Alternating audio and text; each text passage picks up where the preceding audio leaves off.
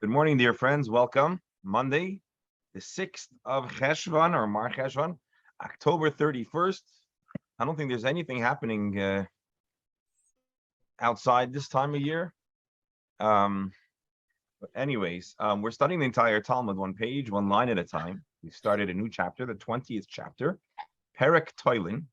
And for now, today, or not yesterday, but on Friday, we started the Perek, discussing a specific, interesting scenario of a mishameres, a strainer, and the two potential issues. There's the possibility, I hit record, right? Yeah, I did. There's the possibility that a mishameres, or there's the issue of filtering, boirer, sifting, and then there's the problem of constructing a structure. Now, although the word structure conjures up a certain image, for the purposes of Shabbos, the issue of oyel, of creating or fixing something that has certain parameters could be a problem, and possibly our conversation about a strainer is such an issue. We brought a machlokes where one take on the Mishnah is that the issue is absolute oyel or the Rabbanan, and the other issue says, it was just uvdin nechol, that was a baya, and that machlokes trickles into the poskim, into halacha, exactly how to understand setting up this mishameres. Now, we jumped the gun a little bit on Friday, and we looked into the Shulchan Aruch a bit. Many of the things that we saw or didn't see are going to be born out of today's Gemara. But first, I want to share with you something interesting that happened, which is my brother Yossi is a lawyer, first of all, if you know that, and he lives in a community here in South Florida where there are a number of Jews, a new fledgling community. I don't know if you know this, in South Florida, there's a million different communities popping up. And what happens is Jewish young families are finding areas with nice homes, which maybe had not yet been a little bit off the radar, and therefore the real estate markets are low, and a few families will move in together. And of course, one of the things that happens is the market does shoot up, which is interesting, and the community is developing. Well, let's say 5 years ago, there was 2 Jews with sukkahs, and 3 years ago, there was 6 Jews with sukkahs. Well, this year, there were like 25 or 30 sukkahs in this gated community, which is an association. And for the first time in the history of this association, 25 or 30 different families received citations and fines for illegal structures that weren't vetted by the architecture board of the association. And so, anyways, I think they should tell them that within 10 days, we'll take them down. So actually what happened is, in the bylaws, there has to be a 14-day notice before issuing a fine. And here they didn't follow that procedure, and they backdated the letter to try to conform to certain requirements. My brother, unfortunately for the association, being an attorney and a Yiddish cup, wiped the floor with them and got all those fines vacated, thankfully. But we're talking here about structure, and the word structure, ohel, can have different meanings for different people. And so you ask me a structure, I say, okay, a permanent attachment to the home, but a holiday structure, and especially the irony is that many of the neighbors have Halloween installations and install all over town. And then they're going to be building little sukkahs or barns with animals and little whatever soon. And so one wonders if they're going to treat a nativity scene as a structure. And so I told my brother that somebody should build a Halloween themed sukkah and put it up and see if it gets. No, it might be just a Carmelite. Rabbi, we have a bigger problem. We have condominium associations complaining about mezuzahs. Yes. So again, I don't want to open the whole can of worms, but just we're talking about structures, and maybe in English, the word ohel conjures up some whole very, very formal situation. But then we're going to talk today about different types of things that are put together that seem very innocent, but may touch upon the issue of a structure that may or may not be permitted to be done on Shabbos. And we're going to also not only discuss if it's permitted or prohibited, but is it midaraisa, is it midarabanan? And as usual, when studying the Mishnah and the Gemara, there will be a variety of opinions, as is to be expected. And so that's today's Gemara, and that's where we're at. And we're going to hopefully walk away with a number of practical-ish takeaways about things that may or may not be permitted on Shabbos. Again, to remind you, when we read the introduction that was printed in the Steinsaltz and in one form and in all the different forms. So we're going to talk mostly this parak about miscellaneous things that are prohibited or permitted, but in a derabanan kind of conversation. And let's get started. So we'll share the screen. And I want to dedicate today's learning for the yard site of Leah Bas. Can't remember. Let's say Leah Bas Avram, who has a yard site around now, and wishing good news for all of Klal Yisrael, and particularly, I think we have some members of Chabur that are in transit, so we'll wish them good travels and mazel, and hopefully those who have travels in their plans, we look forward to Florida being your destination. You're not going to regret it. Well, next week I'm going to Israel. Oh, okay, even better. Even better. All righty, let's jump in. Interesting little segment here. I don't recall in our study seeing this kind of this comment, but helpful. There's always a first time. Menakets. I'm not sure if I would have pronounced the word menakets had I not had Rabbi Steinsaltz says Nekudas, but that sounds right. I'm just telling you that I don't know if the yeshivish pronunciation is menaket or mankit. Abaya chumrei masniasa v'toni. Abaya collected. Rashi malkit or milakit.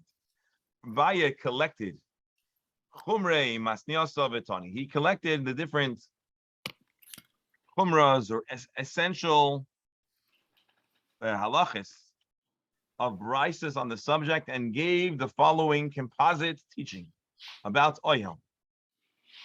Rashi, chomrei masniyasa, kalalos shel braitot. So Abaya gave a summary. He gave a recap, which again, it's not that it's uncommon to hear an Amora and the Gemara give the bottom line, but here it's interesting that he collected a variety of different halachas and he gave it in a unified or consolidated text. Rashi, chomer kesher. So usually chumre would sound like chumra, the stringencies, but here that would not exactly be the. It wouldn't make sense to be. That's what Rashi is saying. Chomer also means like a knot. Kloimar klolos shemotza bebraisos good levada v'shmeres levada v'chila levada uvekisei golon levada v'shnon kulon hapturim avalasurim v'chomer echad. So although we might be inclined to say, oh, chumra is no, it's not chumra, it's not stringency. It's that he made one composite. He made one product listing all of the halachas of the following cases, although they are sprinkled across a number of brises. The common theme of all of these, I believe Rashi is saying, is that if you did it, pturim aval asurim. And then he gave another summary of mutarim lechatchila. So now let's see what the cases are. Hagoid, which is, Rashi says, hu or shel behema tafur, upiv rachav ma'ait, a animal skin, a flask with a wide mouth. It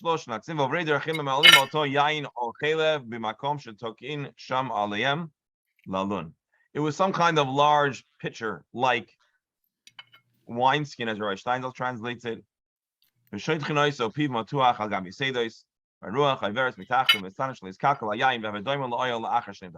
it's a kind of large beverage holder that was propped up or constructed on a tent peg to allow, which was a technology which allowed the wine to become or remain chilled, that it didn't go bad. Here he translates it as a large wine skin, a god, but again, it's what's important. Rashi points out is that it is set up in a way that's not unsimilar to the mishameres that we described as getting set up. So a large leather bag.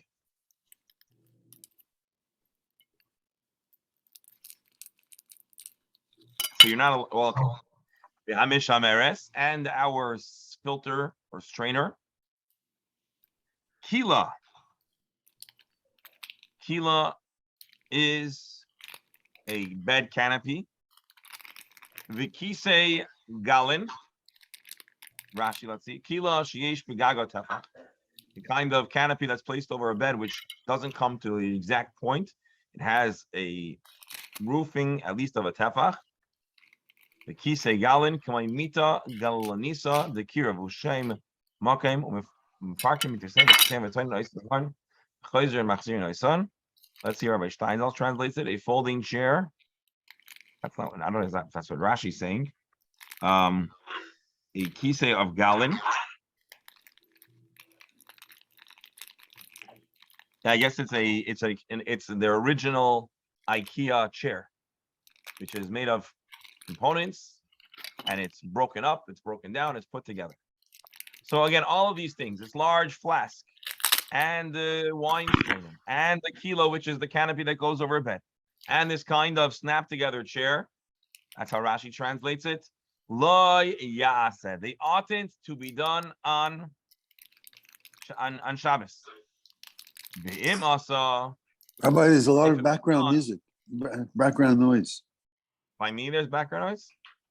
Yeah, All right, let me not hit mute not all. by you. All right, I'm going to hit mute all. Let's see if it fixes things. Again, inviting everyone to unmute for comments, questions, conversations. So all of these scenarios, lo yasa, don't make them, don't do them, don't set them up on Shabbos.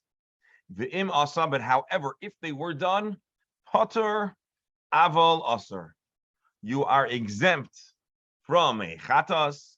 It is not considered that you are mechalel Shabbos, but don't do it. Potter aval asur.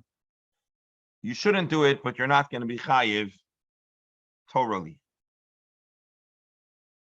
Potter aval asur. Let's read Rashi. Lo yasa, the oyel araininu. It is a temporary structure. The kisa galim, this snap together IKEA type chair. Nami gzeira shema yiska b'chayzek. So maybe the issue over there is not exactly an oyel. There the issue. Oh, the issue is maybe you'll make it into a permanent something. The teaching of Abaye continues. Ahale kiva. If what we're talking about is not a temporary structure, but a permanent tent, lo yasa, don't do it. V'im asa chayiv chatas. An oil keva, a permanent structure, that's biblically prohibited, and the person would have to bring a chatas.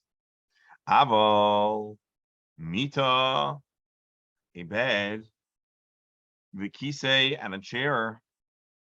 Where's Rashi? Traxol. The kisei traxel, the asla, a folding chair and a folding toilet seat. We'll explore a little bit in a moment. Mutter lintois lechatchila, they can be set up lechatchila. There's no problem. Let's read some Rashis, and then we're gonna have some other discussions we need to do here. Mita shalana hamechuberes vaymedes, a bed that's all put together and present. Im haisa zekufa imutal tzida, if it was on its side. You're allowed to fix it, to place it on its, to set it up. Rabbi, What? Rabbi, so a practical question today. Hold on. Can we finish reading this text? Or No, based on what we consider folding or setting up. You take a bridge chair, all you do is flip down the seat. You have to be worried about that on Shabbos. so that's good. That's the next step of that's the natural next step of this conversation. So let's first try to understand what the Gemara is saying, and then we'll fill in our more contemporary scenarios to the best of our ability. So now we're talking about a bed that's not it's already set up. It's just flipped on its side. Now, I think it's hard for us to imagine a queen bed or the large size bed flipped on its side. But imagine something that's probably a little bit more like a cot or a little couch with a little bit of a frame, and it's flipped on its side, which could happen. I'm imagining in the camps or, in a camp or whatever, you have these little so maybe it's flipped against the wall. Maybe it's stacked upright. You're not changing it. You're just setting it up. You're just putting it on its legs. In a sense, now you're creating a space that has a roof. You could climb under the bed and, I don't know, be shaded from rain, let's say. Shari Dlaimidi Aved Elali Suva Ba'alma. You didn't make anything, you didn't build anything that wasn't there. All you did is you set it up. Kisei Traxel. What is a Kisei Traxel? Which we translated here as a folding chair. Let's read Rashi. Kach Shemoy. That's what it's called, the Kisei Traxel. Uvelaz, whatever. V'al yoynai shel ar mekaflan isek. Shsalkan isek samchan isek l'kaisel. Sheroitza leishev olav neiteyu v'yoshev al dal ragla. It's the kind of thing that could be either wrapped up or propped up, and then you put it back down. So it's not that you have to put it together, it's just that you're setting it up. Now, if I read Rashi again, maybe it sounds a little bit more like a, let's see. It's made of leather. The upper part of the chair is made of leather. And you fold it up. But when you open it up, you lean it against the wall. When you want to sit on it, so basically it's all put together. Maybe it's a little bent or folded, but you just prop it and use it. Let's see if Rabbi Steinsaltz adds any more. No. So all of these kind of things, the Mite, Kisei, Traxel, and Asla, which we'll see in a moment what an Asla is, you can set them up lichatchila. So the Asla here we said is a collapsible toilet. Well, today an asla is a toilet in Hebrew. I'm sorry? In regular Hebrew today, an asla is a toilet. The toilet seat. Really? Yeah. But with a hay. I didn't know that. Yeah. So all my time in Israel, I never heard the word. I don't recall ever hearing the word asla. Is that considered like it's the a higher toilet seat. Hebrew or a slang? Modern Hebrew, regular Hebrew. But I don't know if everybody else would Google it. No, I believe you. I'm curious that I never. But, Just curious, I but, never but heard it's it. with a hay in the end, not with an aleph in the end. Okay, because it's translated. This is Right, Aramaic, Aramaic. and Hebrew. Right. Very interesting. So I just want to read for you a few notes over here. The Kisei Traxel, like we just saw in Rashi, could be folded up and put aside, but you don't have to build it, put it together. The Asla was also a kind of chair, just like the Kisei Traxel, with one exception. It had a hole in the middle to allow the refuse to be to go through. So that's how we're getting an explanation of what a Asla is. Rabbi Steinsaltz disagrees a little bit. No, maybe not. Rabbi Steinsaltz writes that a toilet was typically a metal frame over which they would stretch out a leather hide that had a hole. So I guess that's how the restroom works. So Abaya says there's a series of temporary ohels that are set up that you shouldn't do, but it's not a derais. A permanent ohel is chayiv chatatz, meaning it's biblically prohibited. And then you have some things which you're really not setting up at all. You're just propping or rearranging or unfolding, and that's mutter lintoison lechatchila. So Rebberal, remind me again, you asked the question. I'm not going to give you an answer, but you asked the question, repeat it. Does this Rabbi, mean that... Before Yes. you answer, let me add to the question. Well, no, So start the question from the beginning. Same thing with a Murphy bed coming out of the wall. So a Murphy bed sounds like which category? You're taking it from the side in a sense and putting it into So the it's middle. really all built out. You're not really building it. You're just propping it downwards. So But Murphy once bed, it's down, it could stay permanently. that's not a problem because it's permanent. What in the eye? Apparently, in the eyes of our Gemara, we don't care if it's permanently down or permanently up. What matters is that it is permanently in its form. All you've done is moved it here or there. Whereas if you had to snap together the legs or stretch out the material, that might be a whole lot more like a doing a structure, right? So this is Abaya's summary. Rabbi, I don't understand. I don't understand the word ohel. Isn't that a cemetery? No, ohel is a tent. Ohel in Hebrew is a tent.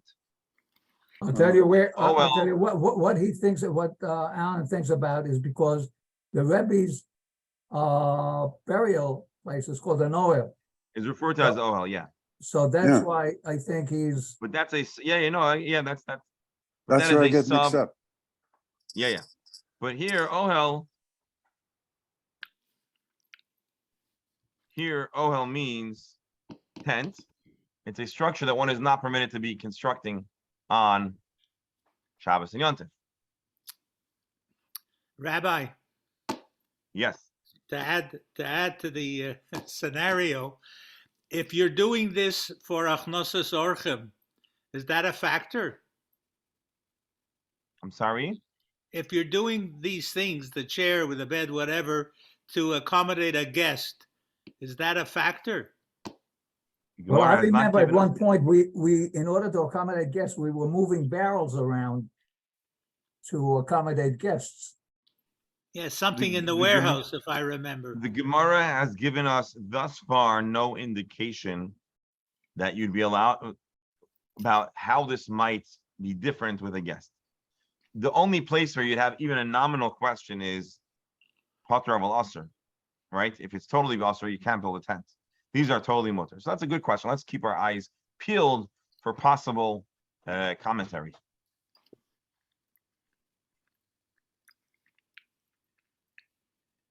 Rashi, if you recall, when we were talking about the Kisei Galin, he says, oh, this is not really an issue of, oh yeah, it's an issue of a possible appearance of a permanent structure. Tosfos here strongly and vigorously disagrees and says it also has to be a type of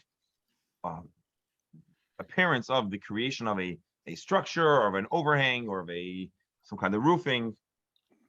And so Tosfos says, Ke'ein mita, person aleha ar. Asr mishum ayel, kishmoishe tzchila mita v'achach peretz ar. Anyway, so he says that it's also an ayel kind of issue. He's a traxol.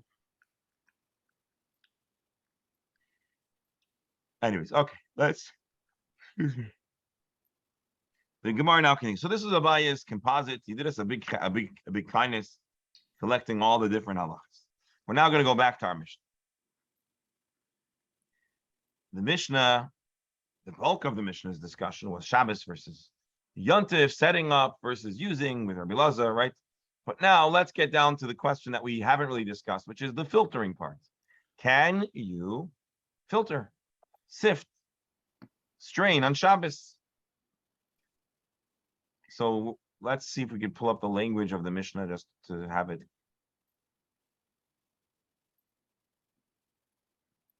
Let's find it here. Ashkacha Pratis, we have another window so we can examine it. So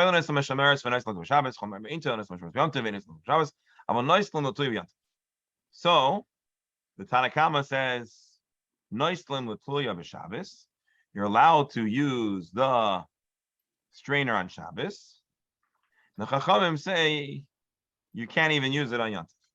All right, that's the Mishnah. Again, so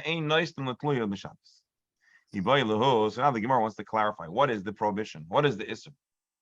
What happens? Shimur Mai. What is the halacha if you actually did strain? Is this a deoraisa or is it a derabanan? What is the halachic consequence? Because if you'll note, it doesn't say in our Mishnah chayav chatas. It just says ein nois l'tluya b'Shabbos. The Gemara wants to know what's the halacha. What is shimur, by the way, Rashi? Nosan shmorim l'tluya v'sinon. Place the shmorim, which I translated as dregs, and Dr. Stamler translated as the stuff of the grapes that triggers, or the stuff that triggers I translated it fermentation. as yeast. Yeast, okay. Which is probably a hybrid translation, which accurately reflects both, that it is the dregs of the wine, but it has the yeast-like nature of triggering fermentation in wine. So anyways, but the bottom line is the act is filtering or straining wine. Rav Kahana says, you know what the halach is? Shimer, person strains on Shabbos, chayiv, chatas, the consequence is you bring a chatas. In other words, this is a deoraita. This is a biblically prohibited action. But Rabbi, Yes. when you drink wine, instead of straining it, if you would drink it with all the junk in there, your Yeah. body strains it. Okay, but that's not considered a prohibited straining. act of straining. With It's a straining. keli, listening for that, if on that basis you shouldn't be allowed to eat, because whenever you eat, your body filters out good and gets rid of the bad. Eating is not the problem. Using a keli, doing the act of straining or sifting or filtering or sorting out, which is an act that was in the Mishkan, that is what is prohibited. But we haven't come to a full conclusion yet. We're now having a conversation. What is the consequence? What is the problem of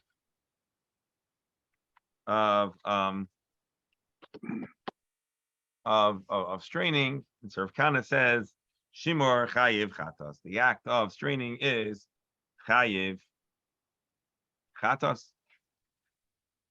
That's a pretty big deal. Maskevler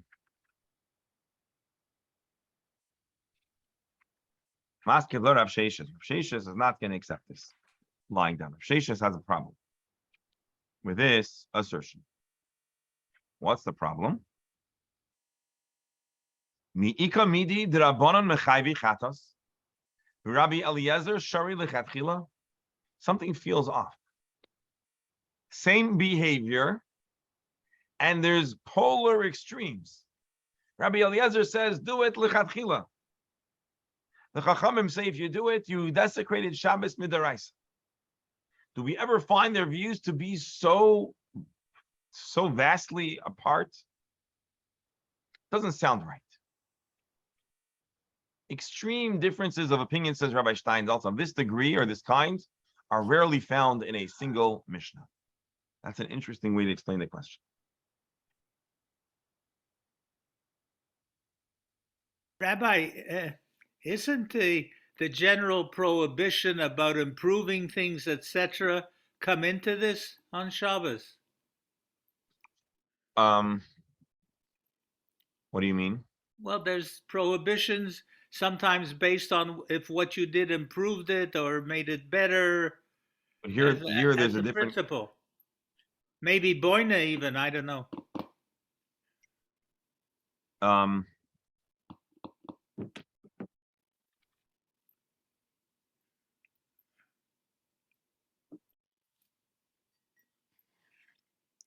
I hear you, but those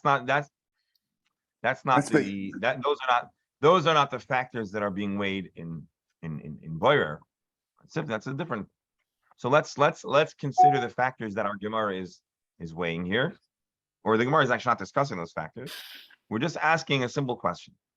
Boyer, filtering or sifting, is apparently the subject of this discussion, and is it accurate? Is it likely that it would actually be a derais? So Maskevler Yosef, Rabbi Yosef says, hold on, what's your problem? Almaloi, alamaloi, why not?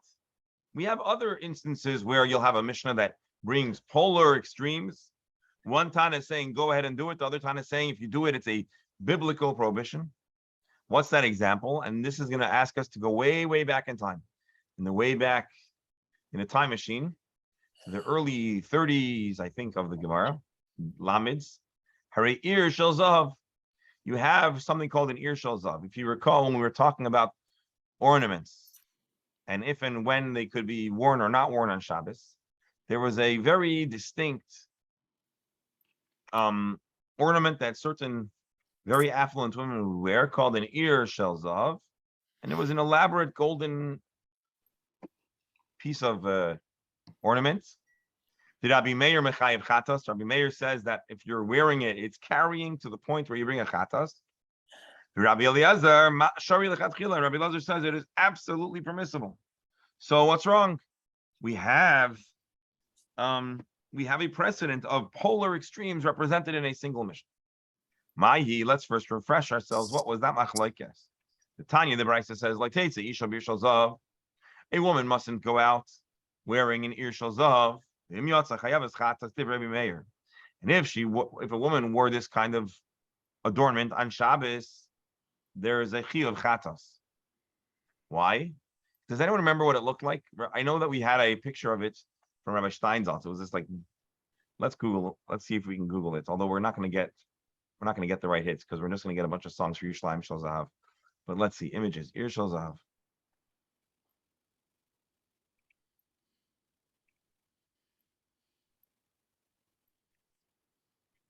All right, let's say, although this is not how I recall, but this is.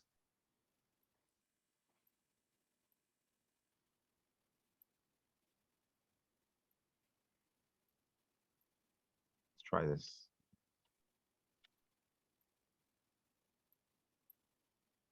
All right, anyways, it was this golden piece that was worn, and it maybe had the appearance of a skyscape of the old city or something like that. The Rabbi Meir says if you wear it, you're chayiv. You know why Rashi reminds us the lav tachshitu elamasoi. This is not really jewelry. This is like you're carrying around an art installation. You're carrying around some big piece of art. Now, granted, you wear it, but that's not a common adornment. That's what Rabbi Meir says. Chachamim oimrim loy teitz. I think even we had a comment that every Jewish girl should be worthy of this most elaborate piece of jewelry. Remember such a comment?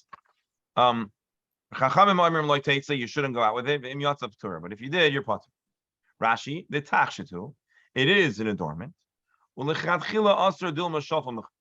problem is it's so big and so beautiful that there's a strong likelihood that the wearer might take it off to show it to their friends. What's the problem? You can lechatchila go out with it. Why?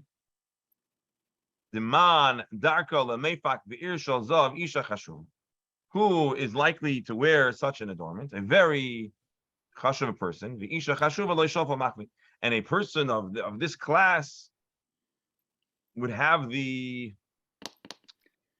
have to be a strong woman able to carry that etiquette, around. I hear you, but their etiquette would not allow them to actually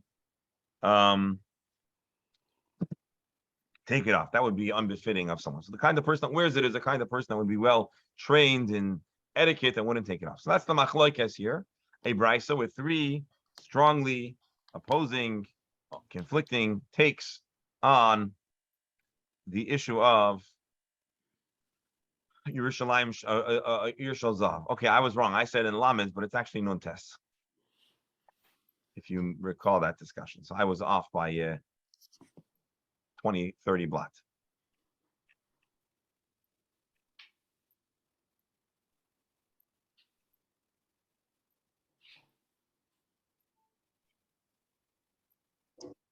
Anyways, this is that Gemara. Nun Tes on the base.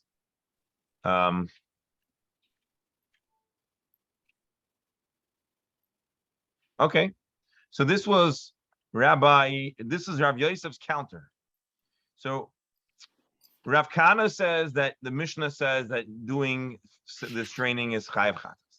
Rav Shesha says, how could you assume that there are such polar opposites represented in a single Mishnah? Rabbi Lazar allowing the chatchila to strain, and the Chachamim saying that is a chayav chatas. Rav Yosef says, what do you mean? I'll bring you a very, very good source, the Ir Shel Zahav, where there are divergent, extreme opinions.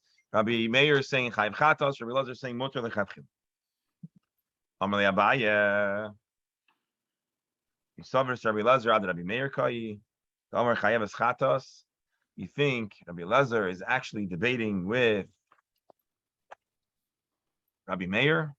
Amar chayav chatas, who says there's a chayav chatas? No, ad Rabbanan kai. The Ami Potter. Aval asar va'amar lahu il mutar lechatchila. He's not arguing. He wouldn't take such an extreme polar opposite if not for a moderate intermediate opinion of the Chachamim. So Abaya basically is telling Rav Yosef that the scenario you brought doesn't really clarify, because here there are three opinions. And to have three opinions, you could have the full scope of opinions. But to have extreme polar opposites, that we're not going to have. And this ends the discussion, which is essentially a machlokes in the interpretation of our Mishnah, if one does strain according to the Chachamim? Is it a Chiyuv Chatas or is it a D'Rabbanan? Now let's see one more thing.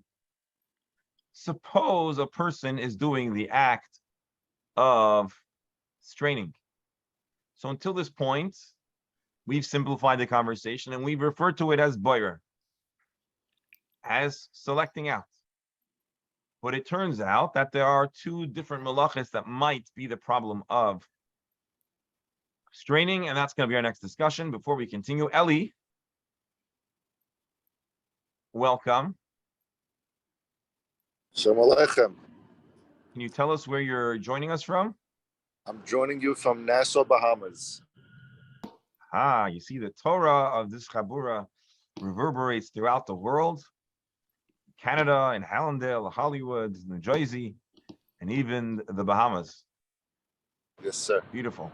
It's so wonderful that you're joining us, even though you're on vacation. You're not giving your Torah study a vacation. Kol hakavod. Thank you. Appreciate it. We're used to seeing the Hasidic guy in the background, and so It's actually very nice over here. Yesterday we had 9 people yesterday, but today we had 10, and I woke up late. But it is what it is. you don't have to. We don't demand confessions I in this know. Chabura, but we're grateful that you're here. Amen. So welcome. Thank you. I appreciate Okay, it. so Mishumai Masrina.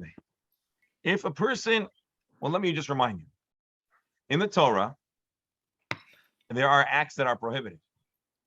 A Jew is actually meant to assist their fellow when, and assuming that there is a sincere desire for a mutual support. We see a friend making a mistake, doing something that we understand to be prohibited. One is meant to help and remind their friend that they're doing something wrong. And you're supposed to give them hasra, warning them, say, hey, I don't think you want to be doing that because that's Chilul Shabbos, and that's one of the 39 melachos. Now, the flip side of it is that once a person receives hasra, once they are warned or reminded that what they're doing is a malacha, if they continue to do it, there could be very severe consequences in a time when the Beis Din was operational. The Beis Din was operational, there was the potential for the extreme consequences that result from Chilul Shabbos. And so, for that to work, you have to give hasra. But what is it? Which malacha is it? Mishomai masrina beila mishamer. What is the prohibited? What act are you doing that is prohibited when a person is straining wine? So, Rebel, you asked the question, Alan asked the question. Who asked the question about eating? Your body also selects. I did. Okay. So, of course, it was an interesting and thought-provoking question. The reality is that one is permitted to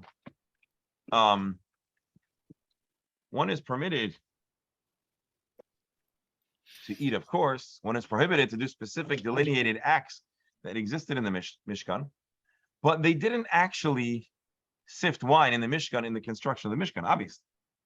So we want to identify which malacha is straining. Of course, there's another question that needs to be clarified, which is this a tolda?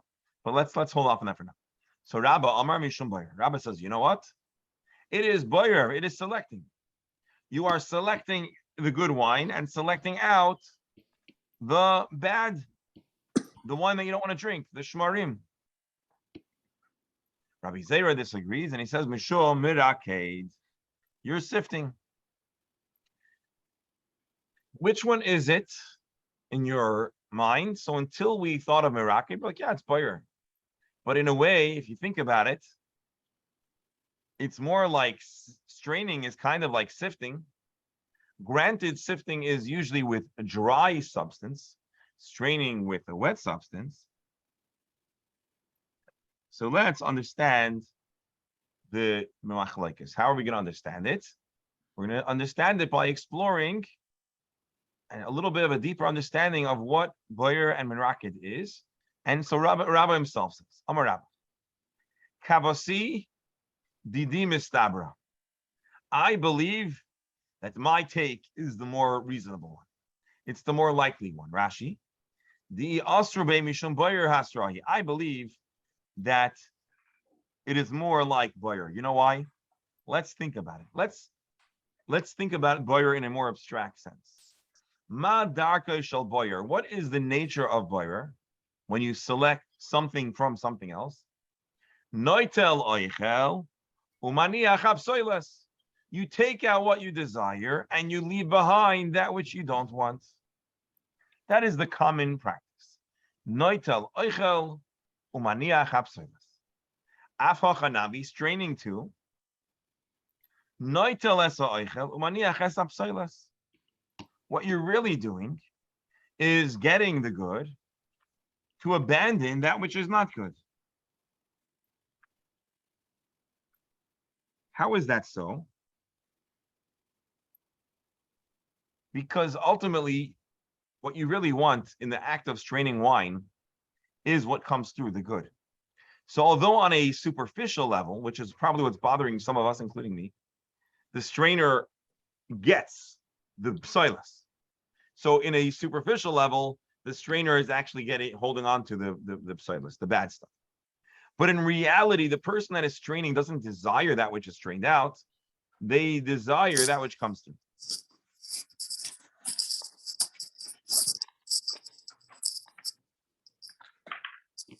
The way I look at it is that if you drink something and if you strain something, it's one thing. But if you drink it or sip it and throw out the residue, that's another thing. Yep. But they both relate to the same thing. Yep. Rabbi, It's like eating chicken and leaving over the bones. Rabbi, it seems to me that it would have been better that this discussion would be before all the rulings rather than now. Respectfully, first of all, that whole question, if you, after studying the Gemara, we understand that whole question about the order of the conversations is not the most fruitful conversation, because we know the Gemara addresses one series of questions and another series of questions. But more specifically, we didn't talk about straining until now. We talked about setting up the strainer. So what we discussed earlier was all about setting up the strainer, not utilizing the strainer. Now that the strainer is up, or maybe it's up from before Shabbos, the Gemara is proceeding to ask, and what's the problem with actually using the strainer? So it really is two different questions. So I don't mean to be so sharp, but I want to just I didn't mean to be sharp either. It just I would have wanted to know what's the problem before we solve it. Oh, what do you mean? So maybe I didn't understand your question. What do you mean? No, this discussion of what exactly is going on in the straining process. What's the purpose, in a sense? It might be a semantic or linguistic problem, because the words might change their meaning in translation. I'm not sure about the Hebrew term, but the English term selection still implies that we are interested in what is left after the action. We selected something from some other stuff. Maybe it's just terminology and could be resolved somehow. So that's actually what we're saying here. Rabba's saying, what is the intention of selecting in a boyer context? Again, boyer, you're right. Boyer is a little bit more narrow. Boyer is referring to a specific type of malacha. But the act of boyer in the context of Shabbos is a desire for the good. Didn't we have that with really with the basket of fruit, to select the fruit from the basket, the cucumbers and all that? Right. Well, there's two things. There's taking what you actually want right now, which is really a separate issue. But then there is the act of sorting, we're going to call boyer, which is really selecting. You want to have a whole bunch of the good stuff to remain and the bad stuff to be rejected. So anyways, let's go back to the question. Rabbah says, my point makes sense, because boyer and what was the word we were using? Boyer and mishamer are both ultimately actions that revolve around getting the good thing. Looking at it superficially, you might think that the strainer wants the psoilos that stays on the top, but that's not so. Now, there's an important Rashi here we need to read before we go much further. Ule Rava.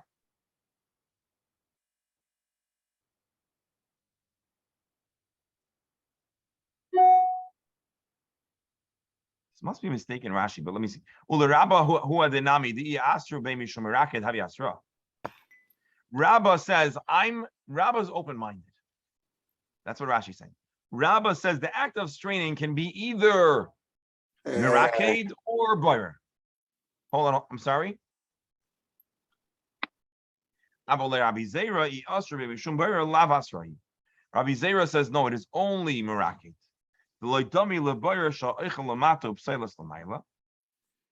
Because there's no similarity, according to Rabbi Zera, between boirer and mishamer, because by when you strain, what remains in the filter is the bad stuff, and what comes out is the good stuff. Whereas in boirer, the psoilus remains and the good stuff is selected out. So Rava is really broad. He says mishamer can be one of two different malachas. But Rava says that you can also apply, boirer and merakid. Zera says no. There's no similarity, and Rashi points out the difference between Rava. Rava is inclusive, Rabbi Zera is exclusive. You wouldn't have known that just from this language, but that's what Rashi states. Amar Rabbi Zera says, no, kavasidi di mistabra. I think what I'm saying makes sense. Let's understand. Madarka shel meraked. Let's look at the structure. Let's look at the system. Miraked, sifting, psoilos lamala v'achal lamata. The less desirable stuff is on top. The more desirable stuff is on the bottom. The tachlis of straining wine is the same exact thing. The wine comes through, and what you don't want stays above. Give me 1 second. Hold on. Rabbi, Yes. isn't it possible that sifting could be the opposite, that you want the stuff on top, not on the bottom? It could be, but not in the context of sifting that's used in the Gemara, which in laws of Shabbos, which is usually about sifting flour. Now, where it's maybe different is that in the flour sifting process, it could be that the different grades of the sifting process are all ultimately desirable. Because in flour, you might, again, forget today. Today, a whole grain and a whole wheat is considered more desirable. But in times past, the more affluent you were, the more you could afford to take a lot of grain and sift it until you only had very fine flour. And those who are more lower on the socioeconomic scale had to take bread that the flour had mixed into it, bran and all other parts of the process. So it could be that they're both ultimately edible, but the most desirous point of the process is for that which filters through. Now, again, I believe, and I'm actually struggling a little bit, more needs to be said or explored to understand Rava or Rabba's opinion. Rabbi Zera's opinion actually, to me, is easier to understand. Rabbi Zera says, look, the two systems are almost identical. Okay, one is with liquid and one is with a solid, but the system is very, very similar. And so that I think we can relate to better. Both of them are processes for straining out the less desirable and having the more desirable. Rabba's opinion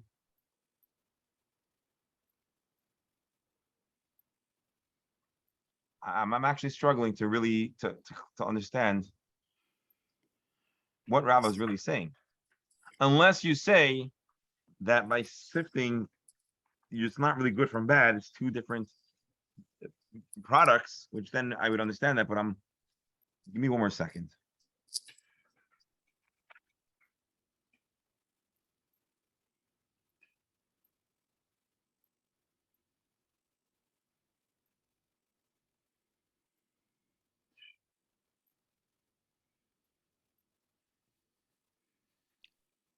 You hear my problem?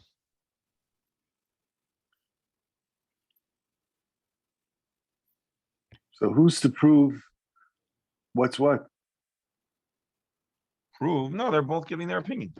Okay, but what if I have the choice of sifting the wine, right?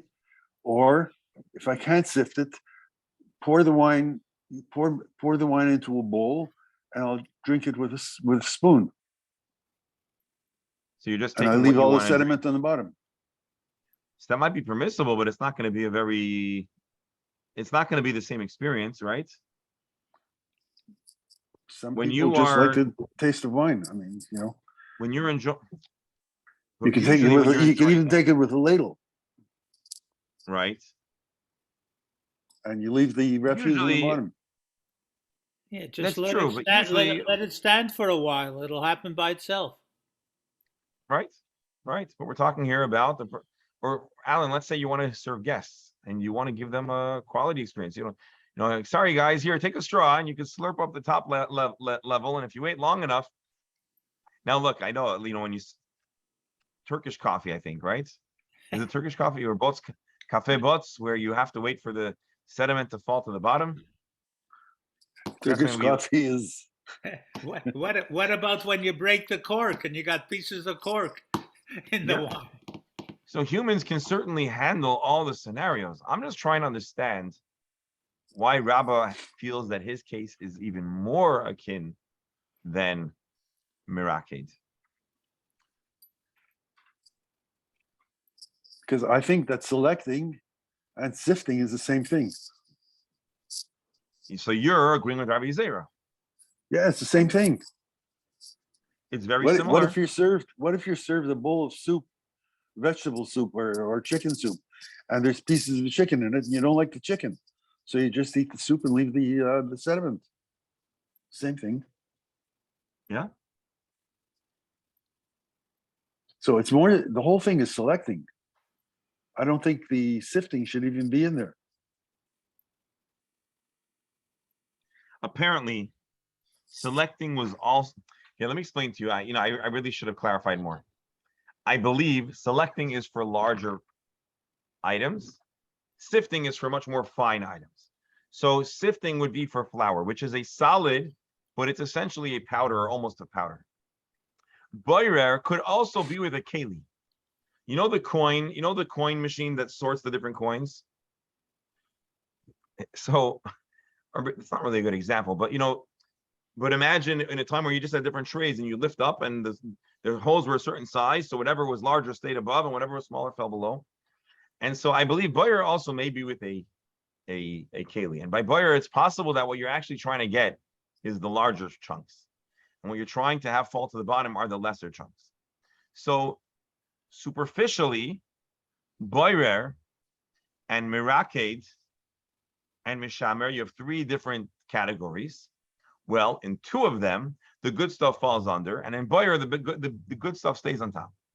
So superficially, like Rav Zera says, the two things that are alike are the things where the good stuff falls through. Rabbah says no, because ultimately the point here is that what you're getting is the good stuff.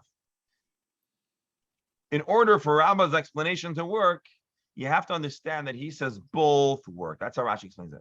Boyer and Mirakid both work, because ultimately both of them are actions of getting the good and rejecting the bad. I don't care, says Rabbah, according to Rashi, if what ends up on top or what ends up on bottom. All I really care is that I'm getting the thing I want and I'm able to sort out the thing I don't want. If you're working in a diamond mine, you're only worried about what's left on top. Exactly. Well, you're only worried about the end product, the finished product. I think we're gonna. Oh yeah, it's 10:29. So let's call it here. My dear friends, thank you for joining us today. An interesting Gemara. We got to see how Abaya gave a summary, a recap of the halachas of things that are put together that may have the appearance or the nominal appearance of construction of an oihel. We then went on to dig deep into the issue of mishamer, of sifting, and we discussed first of all wide possible or two different understandings of the Mishnah. If the Chachamim say that it is Asur and you're Chayav Achatos, which is strongly challenged by Rav Kana, Rav Kana, who challenges that can't be. You're not going to have such polar opposites. And from there, we went on to discuss, well, now that we've decided that you're not allowed to sift, which malacha is it like? Is it, or I should say, according to the opinion that says you're not allowed to sift, which malacha is it similar to? Is it similar to sifting, or is it similar to selecting? And as we clarify towards the end, the way I understand it, sifting is we're sifting on very, very fine substance like flour, whereas sorting, you may also be using a keli, but you're sorting more coarse items, maybe like beans or other kinds of larger fruits, which can be sifted in that manner. My dear friends, this concludes today's Gemara. I want to wish everybody. Before you Hold go, on. I'm not going, but let me close out. I want to wish everyone a wonderful day. Yashikayach to everyone that's coming. Mark, where are you in the world? We're just about ready to leave for the airport. okay, Okay, so we want to wish you safe travels. We're all packed, but I just don't miss your ocean view. yeah, I'll have one. I get one here also. Safe travels. Rebel. There's an extra. So I don't know if we'll be back from the airport in time tomorrow or not. There's an extra bonus of being in this chavrusa. So thanks to the professor, we have an insight to the Ukraine-Russian thing that very few people have. So